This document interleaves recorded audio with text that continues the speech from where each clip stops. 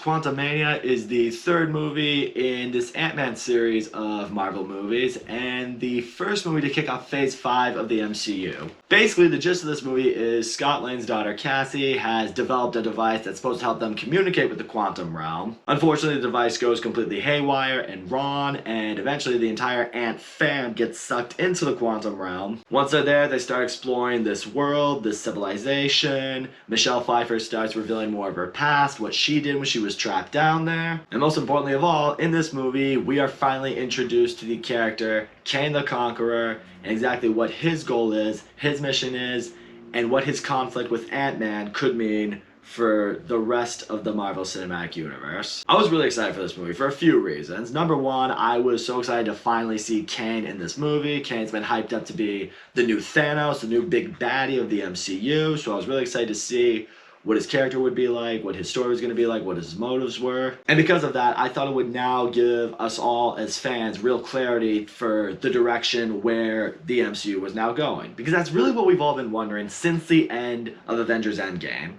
We're all kind of like, okay, what's happening now? We knew the saga would be called the Multiverse Saga, but Phase 4 didn't leave us with a whole lot of clarity, didn't lead us in much of a direction. We're all kind of sitting there just like, okay, what happens now? So I was really hoping going into Quantumania that a majority of those questions would finally be answered. So I'm just going to get right into it right now. I'm going to talk about what is easily the best part of the movie and what I think itself makes this movie worth watching. Jonathan Majors as Kang the Conqueror. We were all hoping this guy would be awesome, and he absolutely fucking kills it in this movie. He is everything I could want in a superhero villain.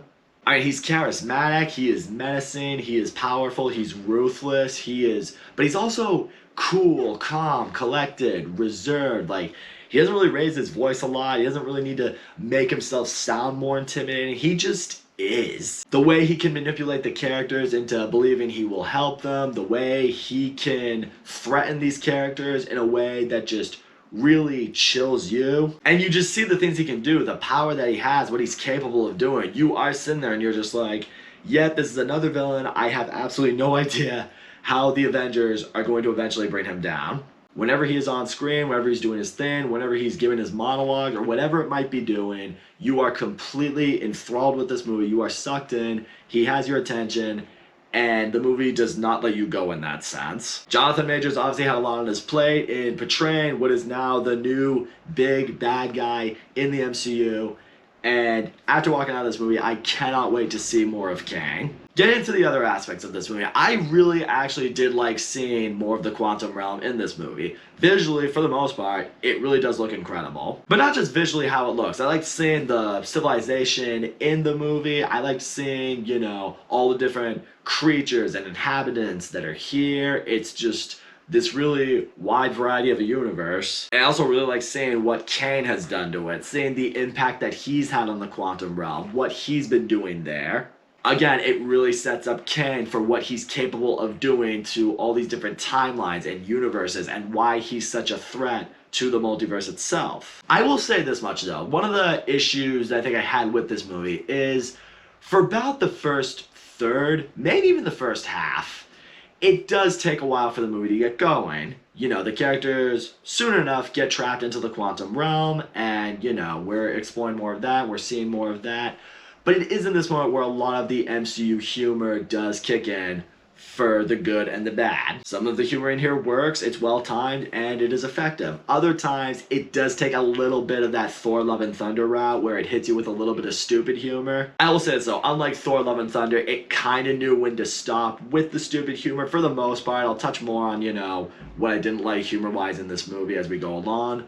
But, you know, the MCU humor is here, and some of it's good, some of it's bad, so take that as you will. But I think for me, because the first third to first half of the movie, it's a lot of the whole, like, just MCU isms with, you know, the whole, you know, let's explore in this universe, let's tell a bunch of quippy jokes here and there. you are kind of sitting there for a while like, okay, when are we going to see Kang? Because during that time when you know Kang's supposed to be in this movie and you're not seeing Kang, you're just so hyped for Kang, you're kind of sitting there like that kid on Christmas, and you know, your parents are like making you open like the smaller gifts first, and you're kind of just tearing through them because you're just like, okay, I just want the big present that I know I'm going to get. I don't know if that's necessarily a pacing issue that I had with the movie, or it was just because I was highly anticipating something and it just took a while to get there. When it comes to other characters in this movie though, I'm going to touch on this right now. Cassie Lang, Scott's daughter, played by Catherine Newton. Nothing against Catherine Newton at all. I actually think she was good in this movie. I do think she's a very good actress.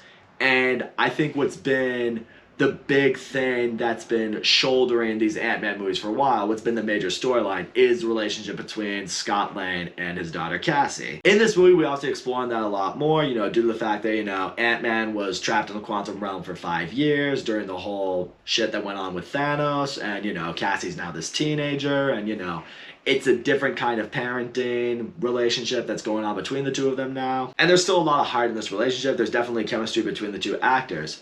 The issue that I had with what they did with Cassie Lang is kind of something they've been doing for the MCU for a while now. Everyone has to have something that they're really good at. It's kind of like the joke that Falcon makes in Civil War when they meet Spider-Man for the first time, and he makes the comment to, you know, Bucky's like, everybody's got a gimmick now. The MCU is kind of doing that. Towards the very beginning of the movie, we discover that Cassie has built a device that's going to allow them to communicate with the quantum realm, or like find stuff in the quantum realm, and eventually it brings them there. Like, that's some pretty genius high-level shit. And what I don't like about that is it almost feels like the MCU believes everyone in a Marvel movie has to have a power, or has to be like really, really absurdly good at something now. It's like, why couldn't we just stay in this pocket and let Scott Lang be the one who like built the device to the quantum realm? It could have been like, oh, he was there for 5 years. Now he wants to explore more of it. He wants to, you know, develop this device that can bring them there. Why couldn't he be the one to do it? This being an Ant-Man movie, you could feel like, all right, he built this, he got them there, he would feel more responsible. And, you know, for me, I think it just would have worked more for Ant-Man's character and ultimately more of the story. I mean, hell, even Cassie has to get her own little Ant-Man suit now. It's like, why? Like, why does everyone have to have something now? Like, the point of superhero movies is the superhero is the one with all the power and the gifts, and the story's supposed to be about them. It just makes the movie feel a lot more focused. Now with the MCU, it's like everybody has to have something, and it's kind of leaving me sitting there, it's like, what happened to the good old days where like every superhero movie, the main focus was the superhero of the movie? Also, I'm gonna get into this right now. Let's talk about Modoc. I don't know much about Modoc. In fact, I'm gonna be honest with you guys, I don't know anything about him. I don't know his character, didn't even know who he was. So going into this movie, I just didn't know what to expect with him. So I can only speak for myself when I say this. I didn't like him. I think that's been the general consensus among Marvel fans who have seen this movie. Yeah, Modoc just didn't really do it for me. This is kind of like what I was alluding to earlier when I was like, some of the comic relief doesn't work in this movie. They kind of turned Modoc into a complete total cartoon. And I'm gonna tell you right now, the whole CGI face in the machine, whatever we want to go with, it did not look good at all. It gave me real Mr. Electric vibes from the Shark Boy and Lava Girl movie that came out like 20 years ago. Do you guys remember that shit when you were a kid? I do, and I do remember George Lopez not looking aesthetically pleasing to the eye in that movie. The same goes here. The fact that we're 20 years later with technology and it didn't look up to par, that's a little bit discouraging. But yeah, the character itself, he's kind of a total cartoon. He's just like kind of like that slapstick villain that's supposed to be in the movie. He wasn't really a menacing, memorable villain at all. And the whole arc with his character, so I just didn't get into it at all. I was like, if Modoc wasn't in this movie, would it have been any different? No, not really. So yeah, Modoc, very wasted character, and if you're a big Modoc fan, that's really gonna piss you off with this movie. Now getting towards the final act of this movie, this is where, again, I still had some give and take. For the most part, it is really enjoyable, a lot of action's going down, and I was having a lot of fun with it.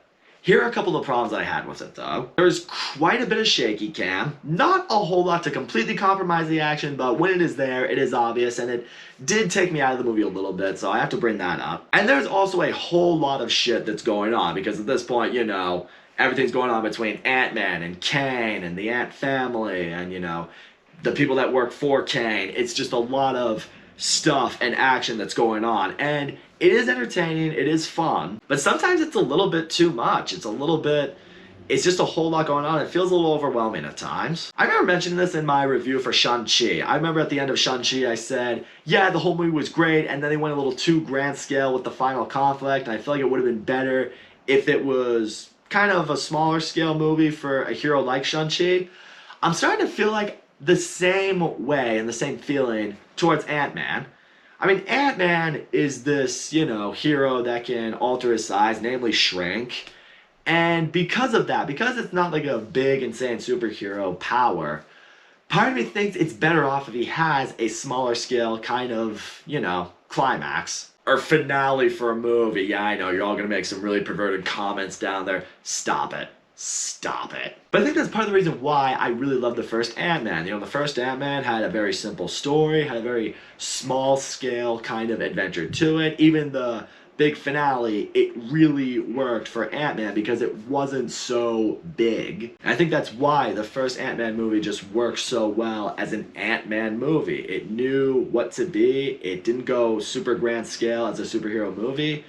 It just worked in that sense. In the case with Ant-Man, bigger and more doesn't always mean better. I will also say this, in the finale when Ant-Man and Kang are really throwing down and shit's really starting to hit the fan and we're getting towards the end of it, I really, for a second, there's a moment where it gets really intense and I am sitting there like, are they about to go here? I gotta tell you, for a while, I really thought they were going to, and I would have actually respected the movie a lot more for taking a ballsy, big move that they were about to do, and they ultimately don't. I'm kind of sitting there like, okay, yep, there it is, playing a little bit safe again. Because the way it ends, it kind of, I think, detracts a little bit from what could have been a really amazing arc for Ant-Man's character, and also at the same time really would have further elevated the threat that Kang is going to be to the MCU. I don't know if maybe they were thinking in their heads like, ooh, we don't know how the audience will feel about this, we don't know how fans will feel about this if we take this kind of route, but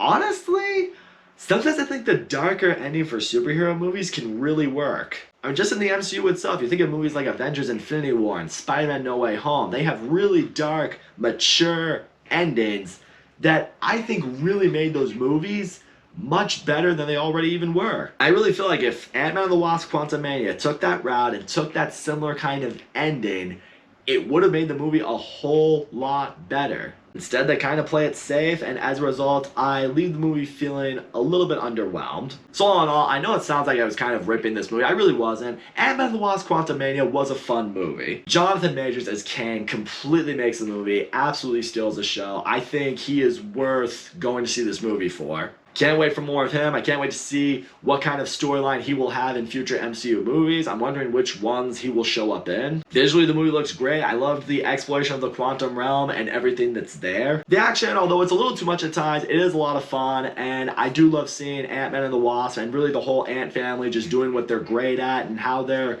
going about this war in the quantum realm. That being said, the humor doesn't always work as well as it should in this movie. I think this is where we really miss characters like Michael Peña's character, because when you have someone that's pure comic relief, that's where the comedy can go and it makes it feel a little more balanced. Some of the routes they took with certain characters I really wasn't a fan of. Yeah, Modoc, not a great addition in this movie. There are a few different directions in storytelling that I really think they could have taken and gone for that really would have made the movie a lot better, but they ultimately did not. But in the end, I will say this, Ant-Man and the Wasp Quantumania ultimately did give me what I want, which is a great introduction to Kang and clarity to the direction the MCU is now going for. So if that's something you were hoping for going into this movie, you are going to get that. Just maybe not at the grand scale level that you maybe thought you were going to get, because the trailers made you believe it was going to. But nevertheless, what can I say? I had fun with it. So that's all I gotta say, guys. Thank you so much for watching my video, and as always, don't forget to leave a comment, like, subscribe, and I will see you all next time.